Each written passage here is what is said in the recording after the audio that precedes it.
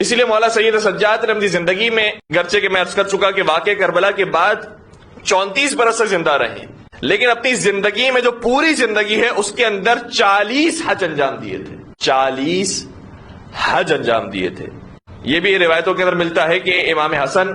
اور امام حسین علیہ السلام نے، انہوں نے بھی اپنی زندگی کے اندر 25 حج انجام دیے تھے اور باپ برہنہ انجام دیے تھے۔ مولا سید سجاد نے ظاہر سی بات ہے کہ کبھی اپنے تایا امام حسن کے ساتھ، کبھی اپنے بابا امام حسین کے ساتھ حج انجام دیے ہوں گے۔ جب واقعہ کربلا پیش آ چکا تو تنہا حج پر جایا کرتے تھے۔ لوگ یہ سمجھ رہے ہیں کہ یہ فرزند حسین حج کی ادائیگی کے لیے جا رہے ہیں، طواف کرنے جا رہے ہیں، قربانی کرنے جا رہے ہیں، صحیح کرنے جا رہے ہیں۔ جو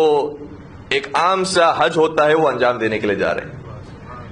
لیکن انہیں خبر نہیں ہے کہ مدینہ سے مکہ کے راستے میں جتنے لوگ سید سجاد سے ٹکرائیں گے پھر وہ یزیدی نہیں رہیں گے، حسینی بن جائیں گے۔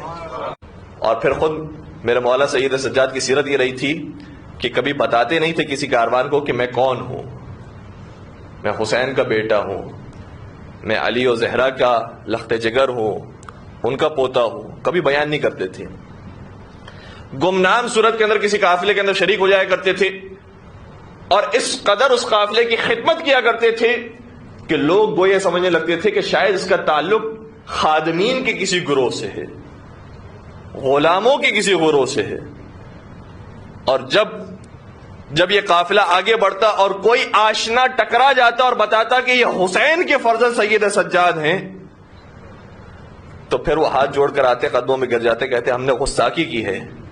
سید سجاد سب سے درگزر فرما دیتے، سب کو معاف کر دیتے، اور اگلے دن جب یہ تلاش کرتے سید سجاد کو تو سید سجاد اس قافلے میں نظر نہیں آتے، قافلہ تبدیل کر چکے ہوتے تھے۔ کیوں؟ صحیح ہے، ایک مقصد یہ بھی ہے اور یہ اہم مقصد ہے کہ انسان اپنے خلوص کو باقی رکھے، اپنے اخلاص کو باقی رکھے،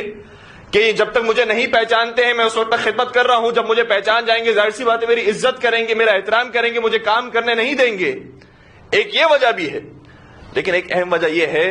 کہ جب اس قافلے میں رہ کر خدمت کر کے بتا دیا کہ میں حسین کا بیٹا ہونے کے باوجود ایسے خدمت کرتا ہوں، یہ ہے حقیقی اسلام۔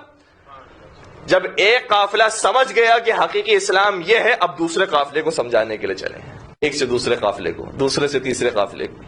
اور لوگ یہ سمجھ رہے ہیں کہ یہ سید سجاد حج کا شوق رکھتے ہیں، حاجی بننا چاہتے ہیں، حج انجام دے رہے ہیں۔